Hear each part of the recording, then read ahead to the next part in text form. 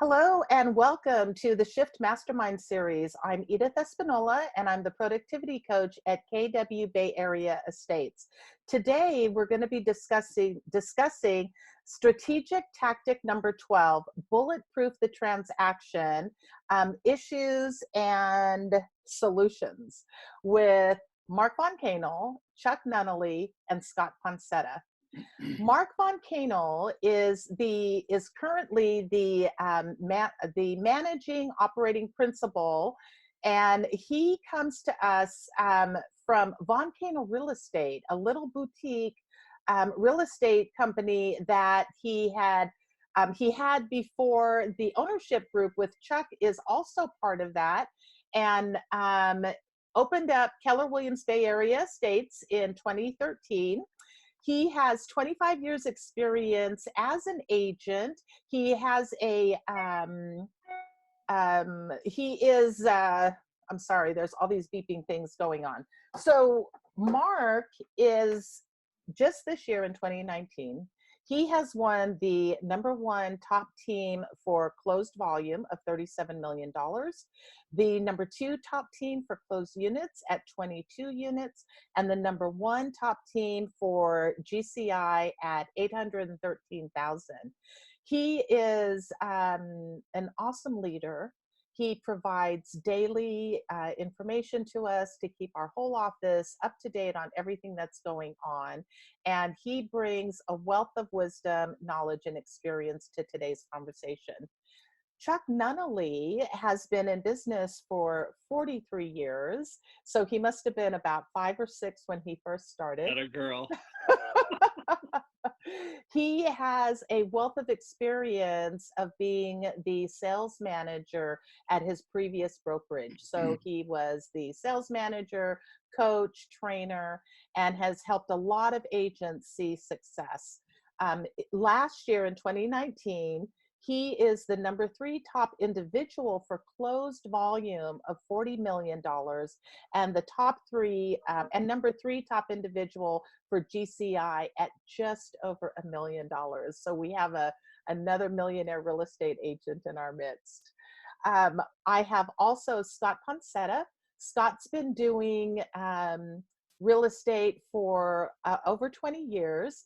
He is the agent that is running the top agent mastermind here in our office. He brings with him also a lot of experience, a lot of wisdom. And last year, in 2018, he won the top team award for production and the #2 top team for GCI. So I know that there's a lot of other things that are really amazing to say about everybody. Scott, I apologize, I didn't get a chance to look at your bio too much. So I'm really excited to have you guys here and to talk about, bulletproofing the transaction, because as we know, this is a litigious industry, right? And so we want to make sure that we have everybody in our office really have a nice tight handle on what it is that they do with the transaction. So I'm just going to kind of open it up to what your initial thoughts are about bulletproofing the transaction. Mark, you want to go first? Sure. I think one of the best attributes that we bring to the table is to ensure the smoothest transaction possible for our clients. So being able to bulletproof a transaction as much as you can. I mean, nothing is 100%, but ensuring that you're stepping into business with the right agent, the right buyer, the right mortgage broker, and everything. And there's some red flags to keep an eye out for that I'm sure we'll get to. I've got an experience just from yesterday where an agent, because of I went a little deeper in the offer and there were some red flags that I saw on there, even though this offer was the highest one at the time. The agent, with the way she wrote the offer and had some of those items in there, I did not feel confident that it would be a bulletproof transaction. So I actually kicked that offer to the curb. And that was one where she cost her clients that transaction. So does that answer your question? Yeah, absolutely. The importance of a bulletproof transaction, right? Yes, absolutely. I mean, you just showed that, or you just, let us know if it doesn't look good to the listing agent, right? Like there are too many holes, they're not going to try to help us make it work if they have other offers going on. Yeah, thank you, Mark. Chuck, would you like to give us your initial thoughts? Sure. I've always felt that in every transaction, there's one agent. That's me. Maybe a personality, maybe it's just through trial and error, but I found that if you take control, whether you're the listing broker or selling broker, and it's a co-op, you understand that. You're supposed to cooperate with the other broker and vice versa. But if I like to take control from the standpoint that I want to manage the transaction from start to finish. You have a contract, you have dates, timelines. I do an escrow checklist. I share it with the other broker, but you've got to be on your game. It's you. It's all about you. You cannot go to your client and say, oh, shoot, the other guy. Doesn't work that way. So remember, you're the only agent. You be at the appraisal, no matter whom you represent. You manage the inspections and you look them over, and you've just got to be diligent. Like I think like Gary said, it's not about the money, it's about the client. So you're the only agent. Remember that. I love it. You take complete ownership for the whole transaction. Yep. That's great. Thank you, Chuck. Scott, would you like to give your initial thoughts? Yeah, sure. When I think about bulletproofing a transaction, the first thing that I think about is clearly setting the expectations with and for your clients of how the transaction is going to go, what they should expect, what some of the obstacles that you are likely to face. Really educating them about the specific micro market that they're in and what that particular market what are going to be the challenges with that, because we always have them, buyer seller sides. So for me, it's really about sitting down with your client and mapping out what the future is going to look like and showing them how we need to be prepared, and introducing them to my team and making sure that they know that we're experienced and competent and going to always have their best interest in mind and in heart, and letting them know that they can trust us, but we're going to be there to educate you and walk you through every step of the way, and really identifying some of the things that could be challenges so that they're not blindsided by those, so that when we do face those, that they have some understanding of why and when that's going to happen. Mm-hmm. And so, because we're going to face them no matter what. So the more they know about that ahead of time, the better off we're all going to be. It's going to make our job easier, and it's going to make it a lot easier and less stressful for them. Mm-hmm. I think that's wonderful, discussing that educating your clients on the process, how important that is for the client, right? Like I found that when I'm going through the process, it just makes me feel even stronger and more knowledgeable and sure of what I'm doing. So educating is really good. You talked about discussing like what kind of challenges could come up and where. What areas do you tell them that there could be challenges, Scott? Well, I'm working on one today, and I had a 90-minute call last night with the father of one of my clients, and he's from Georgia. Things are very different in Georgia than they are in California. He was blown away by the fact that we have to go non-contingent to be competitive. And in this environment, oftentimes that is the case. And that's a really scary concept for people. It's even scary for me as their agent, to tell them to sign off on prop contingencies, to tell them to sign off on appraisal contingencies. But that's a hard line that you have to discuss with them ahead of time to let them know that this is probably the only way you're going to be competitive on this property. So I'm trying to protect you, but I'm also trying to help you be successful. So that's a real clear example that's on my plate today, mm-hmm. of things that you need to talk about ahead of time. And if they can't get comfortable with those, then you have to find an alternative strategy, because we both know that in this environment, they aren't likely to be successful unless you're offering on a house that's been on the market for a while. Mm-hmm. Yeah, thank you for that. Chuck, what are your thoughts? Like, when do you, let your clients know the process? How do you do it? And do you also talk about like certain areas that tend to be challenges? Well, I think Scott hit on the head. You have to set the expectation when you go over the contract with them. That's where you kind of set the stage for what's to come, and take nothing for granted. I got to tell you that right now. Never assume anything, because to assume, you know what that means. Yes, Do you, Edith? You know what assume means? I do. It Okay, makes an ass out of you and yeah. me. Sorry. Old school. I think, in the book, Gary says something about, people think nothing could go wrong, anything could go wrong, something will go wrong, and then everything will go wrong. I take that attitude that anything can go wrong.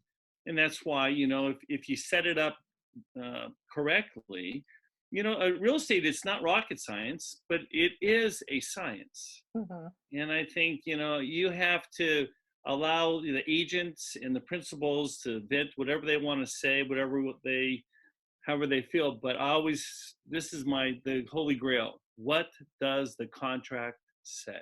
Hmm. If you write a good contract, you do well. I love it when the other opposing agent writes a poor contract.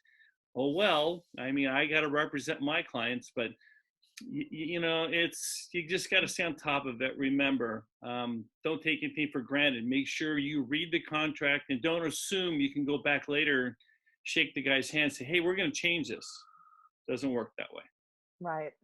Right. Now, thank you, Chuck. So, Mark, talking about the contract, what are your favorite parts of the contract that maybe you're able to get your clients something that the other agent might not be aware of? Have you found yourself in that kind of a position? Utilizing the contract as a tool to, are you saying hopefully the agent doesn't catch what we're doing in it, or? I guess that's a way to say it. Well, let's go back to one thing that you asked earlier about, how do we, what's the expectation setting it up? Because I agree, obviously, with both Chuck and Scott. But I think it's setting up those expectations for both the agent on the other side, the buyer, and also your client more than important. They're all equally important.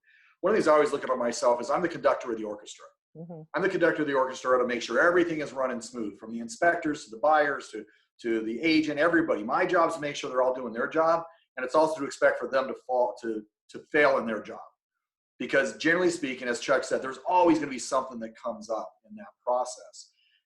As far as the contract goes, to Chuck's point, you always want to go back to the contract. The contract is really what really drives the entire transaction. However, there are certain things in the contracts, when we were talking about setting expectations with your seller, if you're representing the listing, you got to let them know that certain things in that contract that it says isn't always ironclad. So, like, for instance, the liquidated damages, where it clearly states the buyer, if the buyer defaults for any reason, the seller gets to keep their money. Basically, that's their recourse. Well, good luck in that in some circumstances. So as I'm going through the contract with my client, I'll let them know, even though the buyer signed off on this, understand that both parties have to sign off on the cancellation. It doesn't mean that you automatically get that money.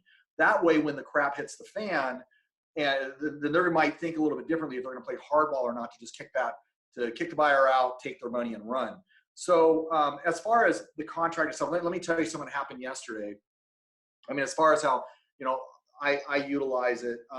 If I'm writing the offer, I just make sure everything is dialed in, and I have done everything possible that I know the listing agent's looking for. So we had 7 offers that came in on this property the other day, and the one at the time that was the highest price, my clients kind of decided, hey, let's go ahead and start moving forward to that offer. Mark, we want to go ahead and accept it instead of doing multiple counter offers. So as I was going through this offer, I noticed a couple of things. One, earnest money deposit was by a personal check, EFT, even though that personal deposit, they agreed to have it in escrow in 24 hours. Secondly, we did not have air conditioning in this property. There was an air conditioning unit that we had to disconnect, but we didn't connect it because it was old and the money wasn't worth it, but we did leave it on site. And we marketed the property with no cooling. Sure enough, in the offer, it stated a home warranty to have air conditioning. Those are things that some people might not check into.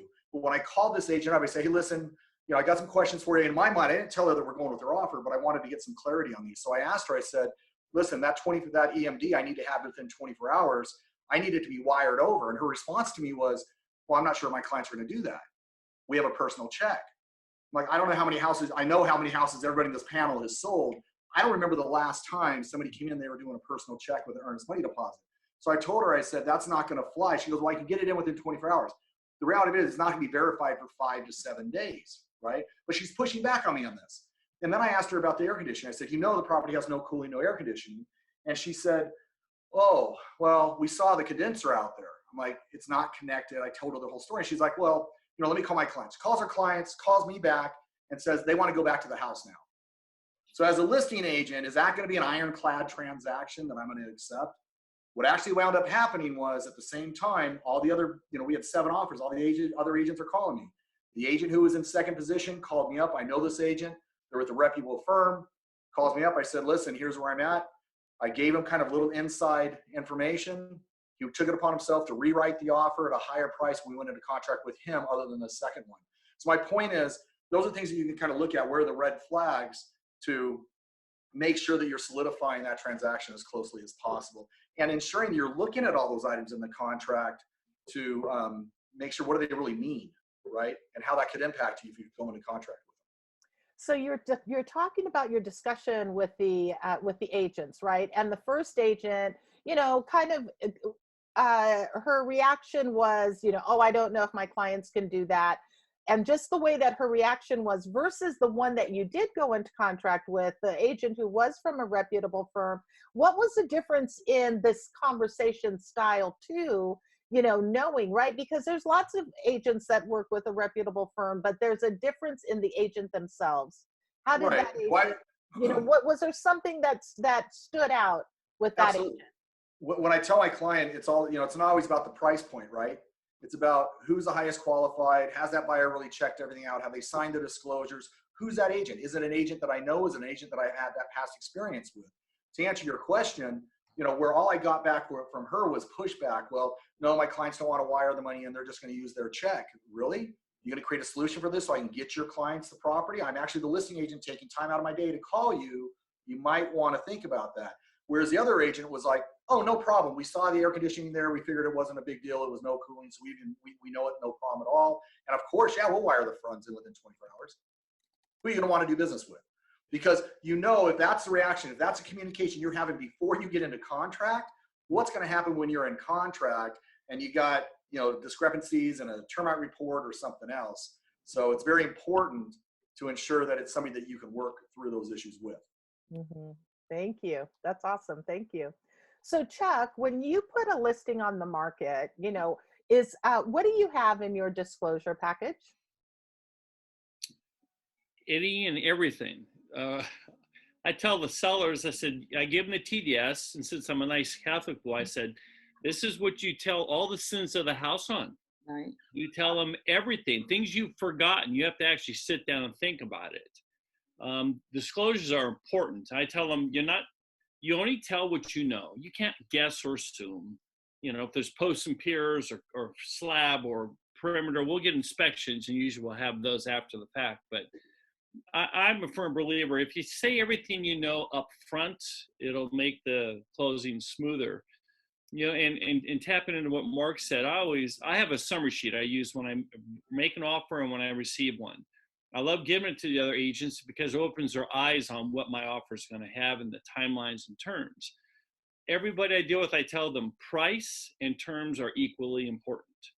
Just because like Mark got a nice big price and it looked really good, and then you look at the terms, you go, it's weak in terms. And I tell the client, hey, you've got to look at both. Don't always take the golden apple because sometimes you're not going to get that. And so you got to guide your clients. If you tell them what to do, what I find important is, we should have 100 people listening, because between Mark, Scott, and I, if you don't get one nugget out of this, I'd be surprised. When you bring me a contract, how many pages are they now? Are they 10 pages, 11 pages? I'd be willing to venture that half the agents out there have never read the whole contract. Yep. And so they fill out what they can fill out, check a box, and give it to the buyer. I love it when I send my summary sheet, and I'm going to tell you, this is embarrassing. I had one agent not too long ago call me up and go, hey, you can have a great offer. I gave you a great offer. I did a summary sheet and send it back. He says, but our offer isn't as is. I go, really? Are you sure? He says, I'm positive. I go, did you read paragraph 19 or 14, whatever it is? He goes, what do you mean? I said, these contracts are as is. You're buying the property as is. Silence, total silence. So again, sometimes it's an education process, but like Mark said, you got to look at the other broker and say, okay, are they going to be helpful and proactive to help us close the transaction, or are we always going to be on top of them on a daily basis calling? And then when you've got problems when they don't return your calls. So, hey, tell the truth.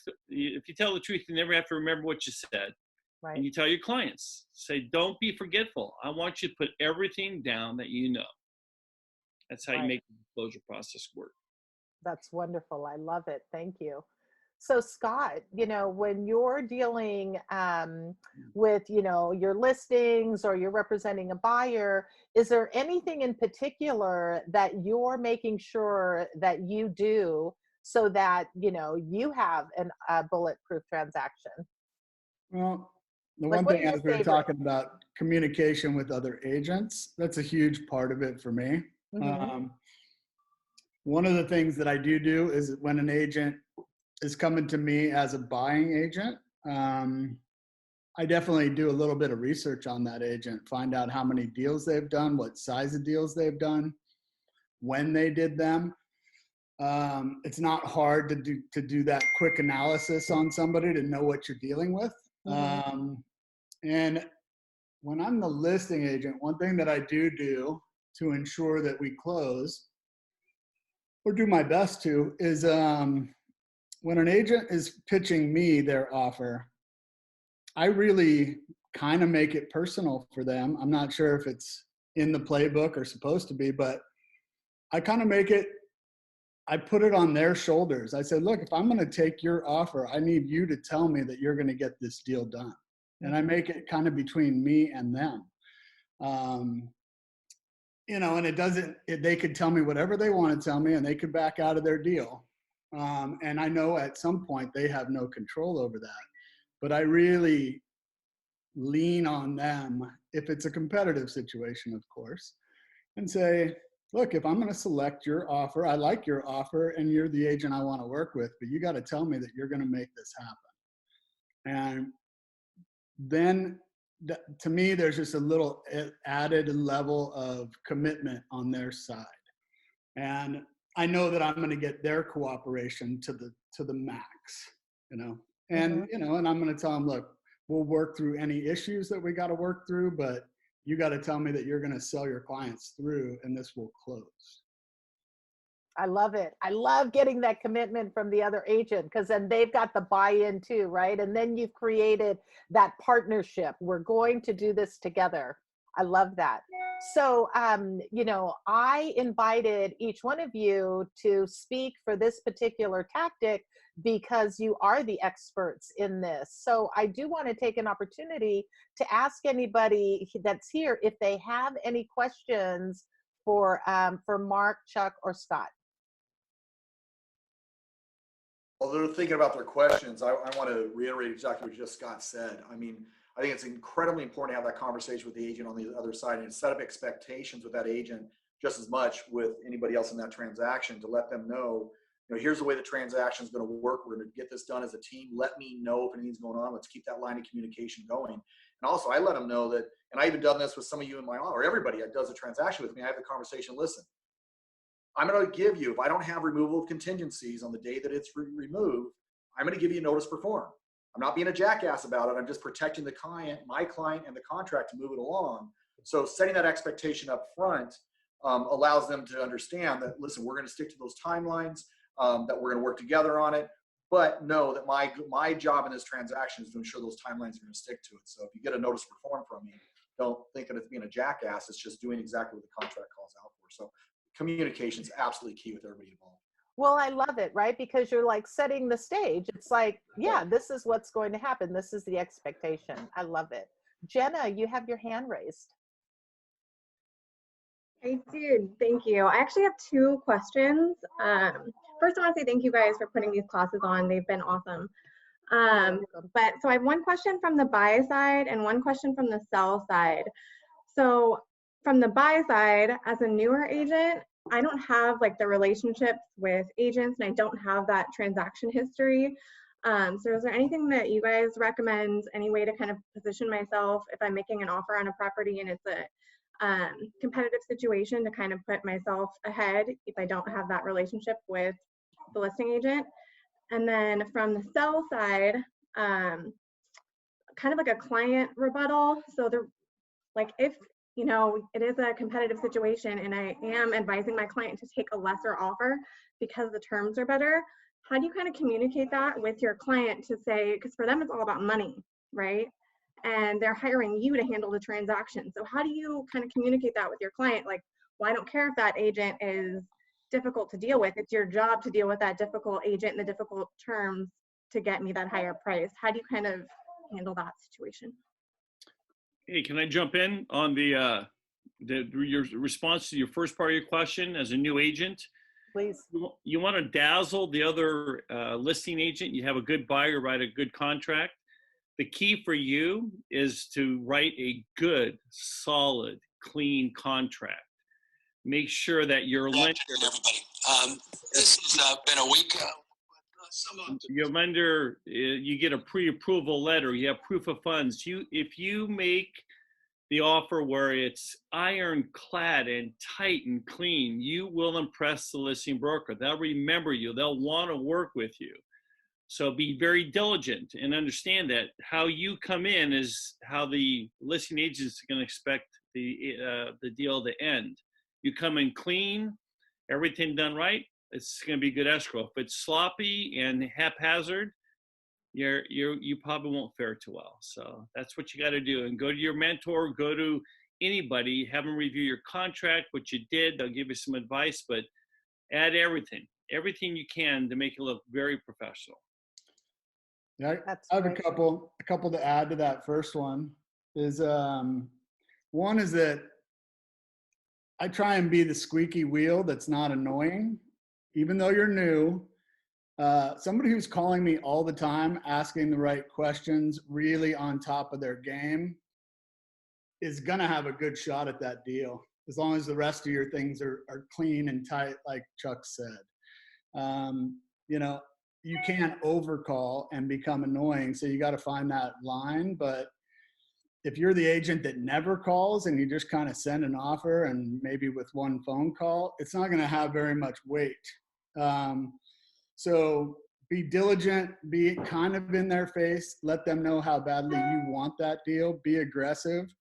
The length of time you've been in the business will be a factor, but you'll help minimize that if you're really aggressive and on top of it. And the second thing I would say is you might send out a message to the other agents or top producing agents who's worked with this listing agent. And you know, somebody will have worked with that listing agent, and then you might ask them to give them a call directly saying, hey, she works in our office, he works in our office, he's super bright. They're newer, but they're really on top of their game. And if you really need me to, I'll look everything over and be part of this, you know, not a big part, but I'll help out on this deal to make sure everything goes smoothly. I would encourage you to reach out to the resources that are right in front of you too, to help you win that deal. Yeah, I'll add to that too. You know, in that situation, it's communication. With this situation that I just came out of, one of the reasons why it made me feel more confident going into contract with a secondary agent on that one was that prior to the offer time period, he was calling me on a regular basis and he was asking me information. He was giving me information on his buyer. So he was creating a relationship with me prior to the contract. And then also as a new agent, again, I love Scott's idea. Find out other agents that have worked with that person. Find out if there's somebody that has a passion for this industry. Are they somebody who's an icon in the industry? Because for most of us, if an agent's honest with me and they call me up, and this happens a lot, I know Chuck and Scott, you probably have these calls. Hey, you know what? This is my first transaction. We'll know that, and it's okay to have, just be honest and forthright with your communication with it. Create a relationship with that listing agent. And on the second part of the question, as far as how do you get your client to focus on terms rather than just pricing, we're the advisors. And as soon as you put that in your head that you're an advisor, just like a doctor or an attorney, your client's going to listen to you. I mean, yesterday in this situation I was just talking about, my clients, I have 3 co-trustees on one property. And initially I had them sold on an offer at 2.13 with this agent, and they were ready to sign it. We already sent everything out to them to sign it. And then when I talked to that agent, I was like, nope, forget about it. Renegotiated to a second buyer, got that solidified. And then I had to explain to my clients why we just switched direction, or why my recommendation was a switch direction. And the whole conversation was about terms, had nothing to do with pricing, because we know I will take a solidified offer, and there's a value. There's a value to an all cash offer. There's value to limited contingencies. There's value to an offer coming in at 10% or 20% or 50%. And those are all values. It's not always the price. And I believe that once you educate your client on that, they're going to understand that it's not all about pricing. It's about who's going to get to the finish line. That's what it's about. Mm-hmm. I love that. And as far as like asking a senior agent, I've been with Keller Williams for 16 years. And so there's a lot of agents who, if it's another KW agent, especially if they've been with KW for a long time, I've helped them. Like I'll call up the other agent and say, hey, this person's a good person. They can do it. They know their stuff. So it does help. Don't be shy to ask an agent if they could do the introduction for you. So Kate has a question. Go ahead, Kate. Yes, thank you. So I have actually run into those situations quite a bit, and I'm obviously a newer agent, so I try to be as respectful as possible, but it happens quite a bit with the communication with the opposite side, whether it's going to be a selling agent or listing agent, where they don't communicate. And I'm pretty anal about calling everybody up, the agent, the TC, the escrow, the lenders, the inspectors, the appraisers. And I like to know, and I mean, maybe it's my OCD, but I like to have my hand on the pulse and know exactly what's happening. But I often run into issues with even older agents, the ones that have a lot of experience in the industry, where they really don't respond, or, the docs are pretty sloppy, and I have to resend them for correction. I have to resend requests for corrections from the sellers or the buyers. And it happens quite a bit. And coming from a position of being a newer agent, I don't want to be, I don't want to cross disrespectful to their experience and, today quality of their services. But how do you guys deal with that? How do you get them to cooperate and communicate with you in timely manner? Because I mean, I expect that if I send an email or if I if I'm making a phone call or sending a text message, I'm expecting at least, a response within 24 hours. And sometimes it just never happens. Great question, Kate. Who wants to take that? I guess I'll start it off. I mean, we're an industry that we're all independent contractors, and we all run our businesses differently. It's very interesting to me. I don't take the amount of years that somebody's been in business as the ultimate experience. I take how many transactions they've done. You could take somebody like an Andy Sweat, who sells 50 homes a year, and he's been in the business for 4 years now. And that guy's going to have 10 times the amount of experience than somebody who sells 4 to 5 homes a year that's been in it for 20 years. It is challenging. I would say that's the biggest challenge that we have, is that not all of us rise to the same level of professionalism in our industry. Or we have individuals that you might have the perception that they are that top producer, and they're the greatest people out there. Why, I can't wait to do a transaction with them. And I can't tell you how many times I've done my first transaction with those people. I'm sitting there going, oh my God, this guy's arguing me because my client didn't sign off on the arbitration, but his did. And I'm telling them we don't have a contract. I mean, where their lack of contract knowledge is absolutely ridiculous. And unfortunately, it's something that is just blatant in our business. So what I say is that it all starts with you. The more that you know about that contract, to where that's your tool, that's the tool of your trade, the better you'll be at being able to handle those situations. But unfortunately, it is just common to our industry, and it is a very challenging situation. Okay, awesome. Thank you, Mark. Yeah. Chuck? Kate, oh, you want to go, Scott? Go ahead, Chuck. Yeah, it's a Yeah, tough Kate, question. you know something, I feel for you because there are times where I know you want to get a response right away. Sometimes agents have been in business a long time, like Mark said. I challenge them. They're in the business 1 year at a time. Every year they falter. They have to relearn it. They don't do a lot of business, and therefore they're not responsive. Now you can text, you can call, you can email, you can do a number of things to get the attention of the other broker. Just sometimes it's you have to be a little bit more persistent. Be succinct in what you want, and I'm sure if you're diligent enough, you'll get their attention. But it is frustrating. Even doesn't matter if, like Mark said, you're new or been seasoned for a long time. Some people aren't as responsive as we would like, and that's one of the things. That's one of the things in the book that Gary wrote. He said, "Be responsive, act quickly," and so you just got to be persistent. Mm-hmm. Scott, Thanks, you want Chuck. me to chime in too? Yeah, well, I mean, that's a very difficult question to answer because we just don't have a lot of control over that. As a suggestion, again, I might lean on some of the more experienced agents that you have at your disposal, and maybe somebody else has that connection with that agent, and your name might not mean anything to them, and that's horrible, but sometimes true.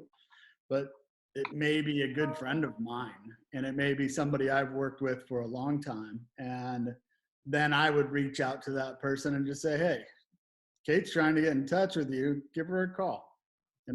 Answer that." And that could be all it takes. But otherwise, you just have to be persistent. You just have to be concise. Say, "Look, I only need 2 minutes of your time, but I really need you to call me back."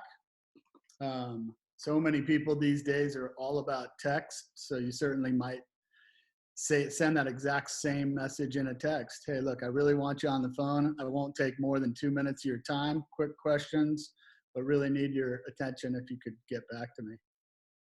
Yeah, Awesome. that's Thank you. awesome. Yeah, KW culture is to stand on the shoulders of giants, right? And what that means is the education and the training that's being provided for you from the top agents in the office, and also asking for their help, right? This is something that the agents in our office are willing to do. So whether it's your mentor or any of the top agents, they're very happy to help you out. So, please feel free to do that. Joel, you had a question. Hey guys, hey Mark, Chuck, Scott. You guys obviously great producing agents in the office. Appreciate you being on. You've had great success in the industry. With success comes failure. Where was your greatest failure and what did you learn from it and how do you move on from it? Joel, you took my questions. Great question. Go ahead, guys. Who wants to go first? I gave you the heads up earlier. Chuck is looking at the camera. Let's go with you first. Oh, Chuck. God, figures, huh? Well, I think, Joel, there's a good saying, success never comes to the chosen few, but the few who choose. Mm-hmm. Okay, so a greatest success, greatest failure. I guess we were talking about what was your worst transaction. And again, I go by a number of things. It's not the dollar or the money, but it's usually the worst transaction you can have is just what Kate was kind of doing, is where you have a non-responsive, an agent who does not understand the mechanics of the timetable and timelines, and all you're doing is calling and beating them up to perform, because you have to answer to your client. They don't want to hear excuses. You can't. So the greatest failure I ever had is just having to succumb to an agent who just doesn't know what they're doing. And all I know is your clients keep asking you, and it's embarrassing. Success, though, what success is all about is when you make it happen. It could be a $400,000 condo, and when you close the escrow and you see your clients' faces and they're just beaming because they got their first house. I love first-time buyers. because they're so appreciative. I just closed the sale off the market in Almaden Valley. It was off a 10. I'm going to miss that. But the buyers were so excited. And I mean, they were calling all the time, asking 1,000 questions and everything. And, you know, success is in the eye of the beholder. You feel successful when you close a deal and your clients are happy. I mean, I can tell you a bunch of transactions, but that's what success is to me, the happy client.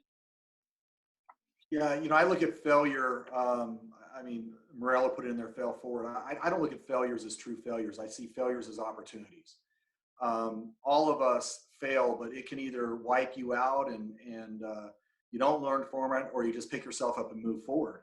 I mean, if anybody thinks opening up brokerages over the last 2 years and doing that expansion was the greatest idea in the world, well, I mean, I got my ass kicked with it, and it just wasn't the right timing with it. So was that a failure? I would say it was a failure. What were we able to do with it? We were able to, you figure out the solution. You know, how do you make lemonades out of lemons? And you move forward with that. And now, you know, with renegotiating with our franchise agreements and everything, we have the largest, most valuable franchise territory that exists within KW in Silicon Valley, from north of Los Altos all the way down to Almaden. So I could have took that as a failure and just forget about it, but the ability to turn something like that around to lemonade. So again, I encourage everybody to look at your failures as opportunities, ways to learn from them. There are things that I've done early on in my career that I'm not proud to say that that's what happened, but they were incredible learning lessons for me on how to move forward. And that failing forward statement is, I think, the biggest thing. Look at those as opportunities on how do you move forward. I want to know what it is that you're not proud of, Mark. What'd you do? No, I mean, I think, listen, when you're a rookie agent, you make mistakes, right? When you're a rookie agent and you're reeking of commission, you might wind up not making the best decisions that are in the best interest of your client. And I see that happening all the time with agents when they hang up on the end result of getting that commission check of really what's in the best interest of doing it. In one of my transactions, I mean, I think I mentioned this to the group a couple of years ago, but I had a situation where I had a client that was doing flips, and he had a habit of going in and locking up the transaction and then last minute coming in and just for no reason whatsoever saying, I'm not going to close the deal unless you give me a $20,000 credit, period, right? And I flew with them during that time period because it was kind of, hey, listen, business is business. However, we went into a transaction on an individual who was in their 90s, wife just passed away. And we negotiated the deal, got into contract, and we wrote it up with a 14-day close, I think, with 14-day contingencies. Wow. Oh, contingencies all the way to the end, huh? So if you're a listing agent, never accept an offer like that. Right. As a buyer agent, we loved it. Yeah. So, but on the 14th day, and I can remember numerous times that we were in this house with this 90-year-old guy crying. His wife just passed away. And my client came to me and said, I want to hit him up for a $50,000 price reduction. And this guy's thinking that he's going to get his money and move on, right? What I did at that time, I didn't present that offer. I basically just told my client, listen, he said no. Right? I lied because I didn't think it was the right thing to do. There's no way I was going to go to this 95-year-old guy. It was wrong of me to do that because my goal, I had a fiduciary duty to my individual. So it was something that, you know, did it blow up? Did it get me in trouble? No, but it was one of those moments where it was like, you know, I stopped working with that individual at that time because it just went against my grain.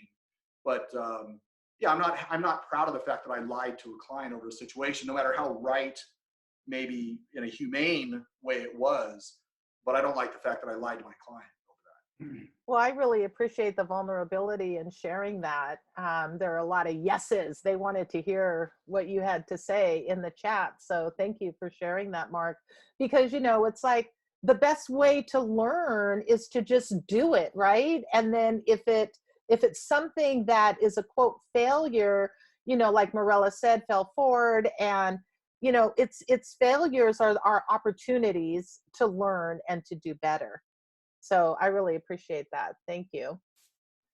Scott, did you have, you know, your worst that you want to share?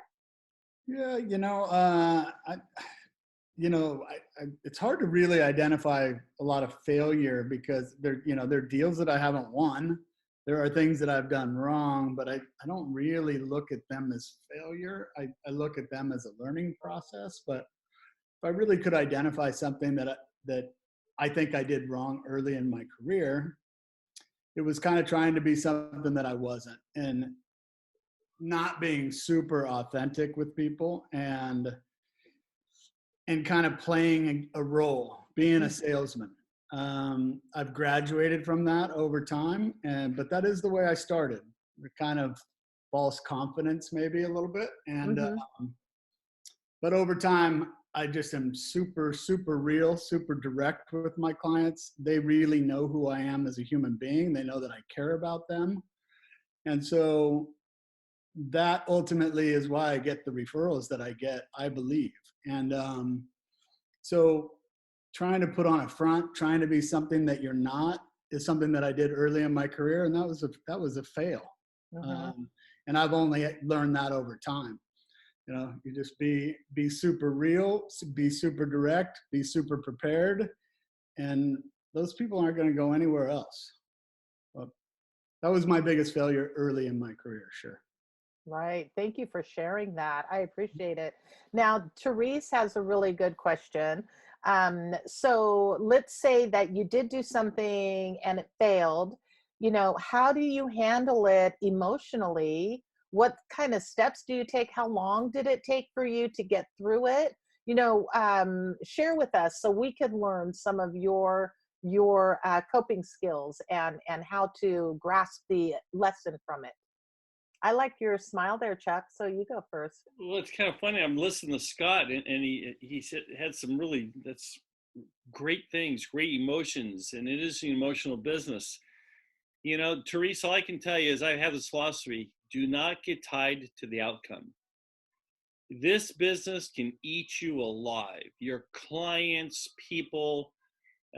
Most of you that'll be in the business for many years will learn, when I started firing clients, it felt so good. Yeah, it does. There are people out there who don't deserve you, and you have to let them know right away because they want to control everything. Can't control you. So, you know, if you do everything the way you're supposed to and it doesn't fly, whatever, it's just sometimes that's the way it is. Emotions take control. You can't do that. I tell a lot of my clients, I go, you've heard the saying, time is money. And I tell them that is not correct. Money I can replace, time I can't. And so when people waste my time, I don't feel it's going anywhere. I don't trust them from the standpoint of being loyal. They take everything out of you. You just say goodbye. So Therese, don't get tied to the outcome. Sometimes it's good to say adios and move on. And like Scott said, you'll have a referral base. People love you, and you work with the people who love you. Trust is the whole thing. I tell everybody, there's 3 words you want to hear. Not I love you, but I trust you. You want to hear that too. But I hear I trust you. 4 things. I love you too. But that's what you want. And but some people are just that way. That's their life, and they're miserable people. Bye. Adios. See ya. I love that. Money I can replace, time I can't. I love that. I love that. I know Shannon also, you know, in true KW culture, right? Shannon helped provide some information in the chat too. Mark or Scott, did you want to? Oh, Shannon, you raised your hand. Well, let's get Mark to answer his first. I'll add to that. I put my hand down just because I realized I'm not a guest speaker, so I put it in the chat. Oh, well, okay. Because, you know, you're always welcome to speak. Go for it, Mark. Okay. Yeah. So, I mean, if you have a solid grasp and commitment to what your big why is, nothing's going to get in the way of that. So my big why is providing the best quality of life for myself and my family, period. Done. I don't let myself get in the middle of that. I don't let anybody get in the middle of that. Business is business. And our job in this business, which is highly emotional, I say it all the time, is to eliminate the emotions out of it. And this is a business that'll chew you up and spit you out. But it's a business that you chose, and it's a very rewarding business that will provide you everything for your big why when you're clear with that. Yeah, I mean, I've had this. When I have those situations where I failed on it, I take a moment to maybe beat myself on it, but I don't. My whole goal is, how do I create a solution? What am I going to do differently next time? I look at the bigger picture. I don't get focused on that little stumble block that I just went with. I'm going to use that as getting a learning block out of it and continuing to build that into my foundation and ensure that I respect it and know what I've done to not do it again. But I will never let anything, including myself, get in the way of what my big why is. I love that, Mark. You're just really confirming the importance of having your big why, because it really is your true north. So, you know, the decisions you make are all in support of that. And part of what you can control is how you react to a situation. So thank you for sharing that. That was really very powerful. Would you like that to be your closing thought, or you have anything else you'd like to add? No, I'll drop Mark? the mic on that. I'm sorry? I'll drop the mic on that. Okay. Thank you. Powerful. Boom. All right, Scott, what would you like to say as your closing thoughts? Yeah, you know, first I'd like to say, Edith, you're really good at interviewing. Thank you so much. I'm so honored. Thank you. Hey, You worked really hard at it, and you are really becoming an expert at it. Good for you. Thank you. Thank you for noticing my growth curve. I'm really enjoying it. So thank you. Yeah. You know, it took me a long time to not take things personally, Therese and everybody else. And I still do at times. I mean, I think that's kind of what you're getting at. And I saw your comment in the chat. And, you know, frankly, earlier in my career, I kind of moved into working with investors as much as home buyers and home sellers for that exact reason, because I'm a pretty sensitive human being, and I took on a lot of my clients' pain, you know, and anxiety. And so I had to figure out how to not allow that to happen. And one thing that I do know to be true in this business is that, you know, I hold myself out to win in every possible instance that I can, but we don't win every deal. We don't win every game. But what you do know is that there's another house. There's another offer. You know, it's just because we didn't get this one, I just really paint the quick picture that, hey, let's move on. That's behind us. We didn't get that. We did everything we could. We were as prepared as we could be. You did everything you could, buyer, seller, to make that happen. But in this particular instance, we didn't come out the victor, but the next one's right around the corner. And that's a kind of a inspirational pitch that you give over and over again, but it's true. You know, I mean, that is the truth. And whether that next deal comes 2 days from now or 2 weeks from now or 2 months from now, if you have the right motivation from the buyer or seller, you're going to win. And we know that to be true. So that's something that you know you can champion with confidence and allow yourself to release from the pain or the unhappiness that came from not winning on that day.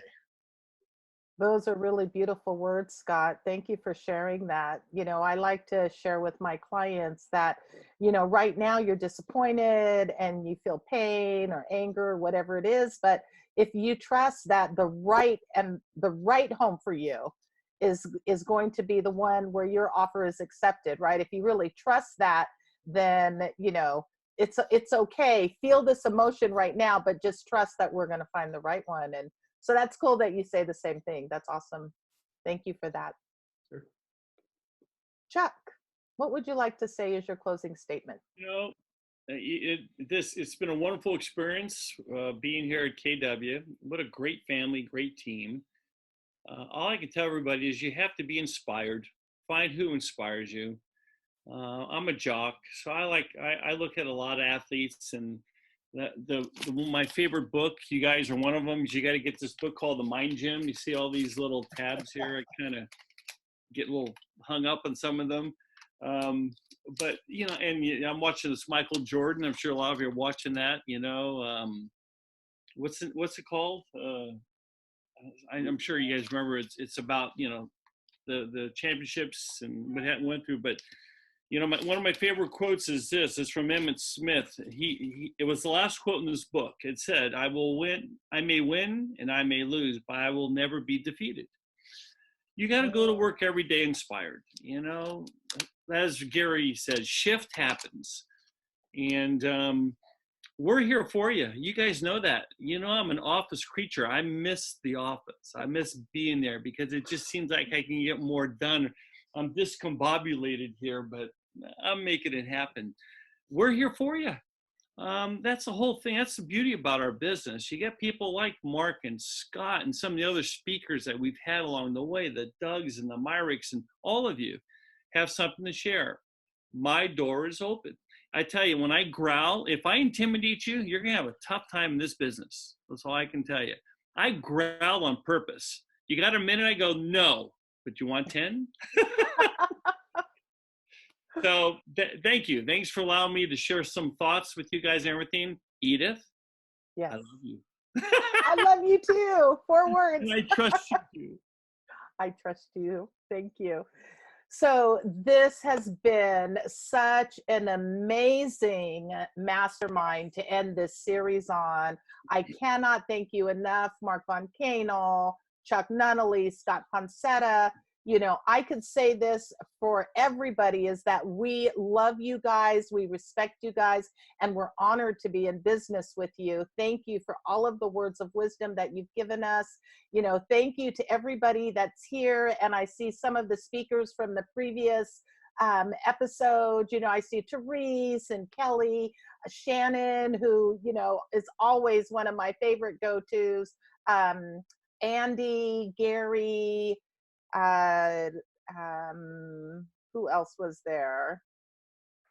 I think that was it. Hopefully I mentioned everybody who's spoken, but oh, and Joel. So you guys, thank you so much for being here. I hope that my hope for doing this Shift Mastermind series is that everybody will, you know, either you attend it live or you watch the videos. These 12, or it's actually 10 because 2 of them weren't recorded. These 10 masterminds will help you and hopefully guide you and inspire you to continue to remember how powerful you are, what an awesome office we have, and the training that you get, and that you too can be as successful as this amazing speakers that we've had. So thank you very much, everyone. I really appreciate it. Go out there, enjoy being the realtor that you are, and have a beautiful day. Thank you. Thank you, guys. Take care. Ciao. Thank you. Thank you. Thank you, Mark, Chuck. Hey, buddy. You guys were awesome. Thank you so much. Our pleasure. Yay. I love Thank seeing you. your Big faces. kisses. Thank you.